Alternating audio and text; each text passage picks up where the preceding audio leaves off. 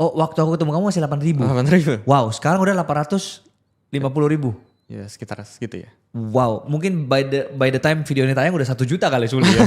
Karena ini perkembangan akhir-akhir ini, kamu nambah 1-2 hari aja udah nambah 200.000 kan akhir-akhir ini kan? Ya sehari iya. Ada bisa dicek sih di Social Blade itu, cek aja. Soalnya itu gara-gara dia join di Influencer Summit ya. Iya. Digoreng-goreng di Influencer Summit, naik cepet namanya. Nah oke, anyway, gimana caranya maksudnya kamu bisa grow di social media secepat ini? Ada gak strategi khususnya Sul? Sebenarnya gini ya, menurut aku personal branding itu overrated dan orang harus do something dulu sih. Ini aku ngutip dari orang luar ya, si Alex Hormozi itu. Jadi kita harus either punya bisnis dulu atau punya achievement yang great dulu sebelum kita tampil keluar gitu.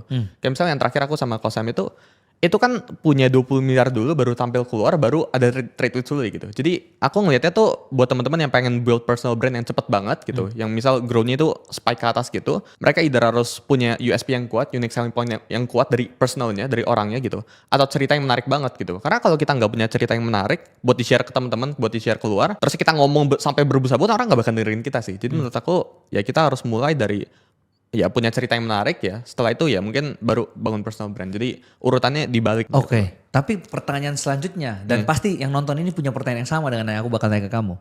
Saya nggak punya apa-apa nih Kak sekarang. Saya nggak punya skill, saya juga bukan siapa-siapa istilahnya, baru mau merintis.